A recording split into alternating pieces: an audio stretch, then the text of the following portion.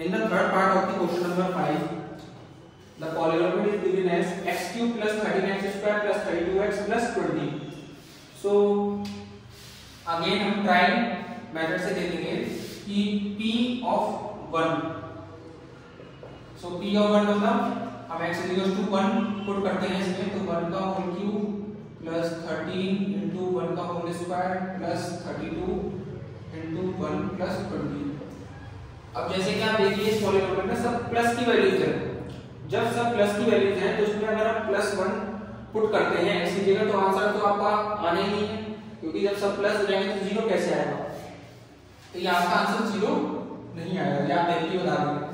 फिर हम -1 पुट करते हैं, तो -1 पुट करने के बाद -1 का होल क्यूब प्लस 13 इंटू -1 का whole square plus 32 into -1 plus 20.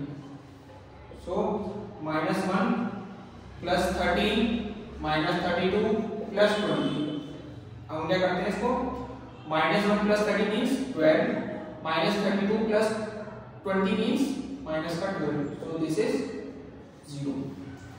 तो हमारा x प्लस 1 एक फैक्टर हुआ इस पॉलीनोमियल, तो x plus 1 is the factor. तो एक फैक्टर हमारा निकला है x प्लस 1. दूसरा फैक्टर निकालने के लिए हमें इसे डिवाइड करना पड़ेगा. दूसरा फैक्टर निकालने के लिए x cube plus 13x square plus 32x plus 20 और x प्लस 1 से डिवाइड करते हैं. सो x square x cube plus x square minus minus get cancel 12x square plus 32x.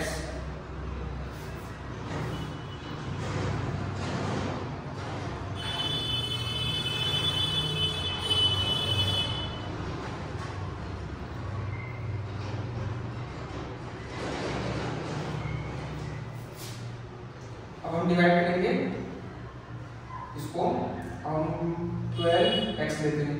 तो 12x से 12x स्क्वायर आया प्लस 12x आया minus minus ये cancel out हो गया हमारा, और ये हमारा बचा 20x प्लस 20 बचा.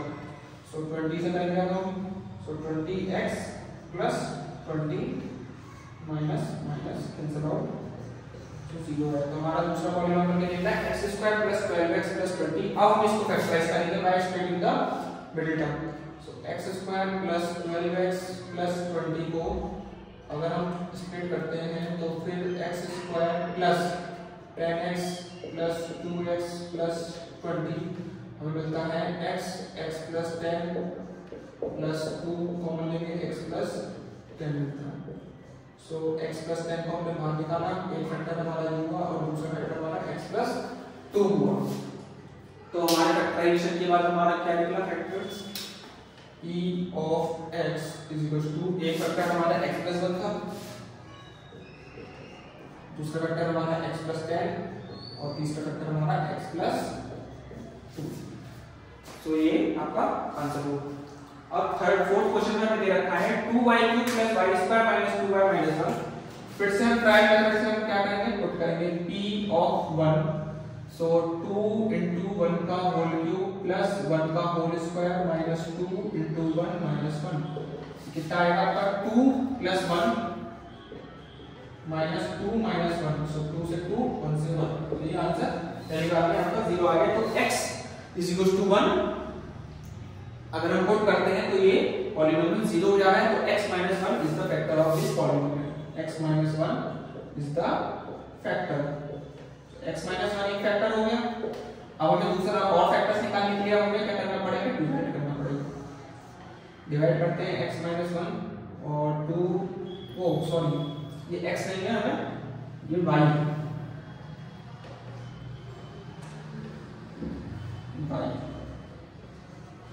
तो y minus 1 2y cube plus y square minus 2y minus 1.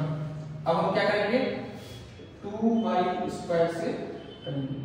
2y cube minus 2y square क्या हो जाएगा आपका, माइनस प्लस और ये कैंसिल आउट हो गए और ये आपका हो गया 3y स्क्वायर माइनस 2y, तो प्लस का करते हैं 3y, तो 3y स्क्वायर माइनस का 3y, और ये हो जाएगा माइनस प्लस कैंसिल आउट होगा ये आपका, और ये हो गया आपका y माइनस 1 प्लस 1 से करेंगे तो y माइनस 1, ये आपका आंसर आपका ये वाला पॉलिनोमियल दूसरा निकल आएगा। 2y square plus 3y plus 1 आ गया। अब हमें इसके फैक्टर्स निकालने by splitting the middle term, तो इसके फैक्टर्स निकालने के लिए हमें क्या करना पड़ेगा, 2y square plus 3y plus 1 करते हैं, तो हमारा क्या निकलेगा 2y square plus 2y plus y plus 1, सो 2y को कॉमन लेंगे तो y प्लस 1 आएगा इसमें, और प्लस y प्लस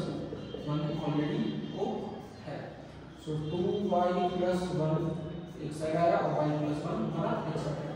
हमारा फैक्टराइज करने के बाद y माइनस 1 एक फैक्टर था, अब इसमें आ गए 2y प्लस 1 और y प्लस 1 हमारे दूसरे फैक्टर्स, तो हमारा p ऑफ y क्या हो गया, y माइनस 1 एक फैक्टर और 2y प्लस 1 और y प्लस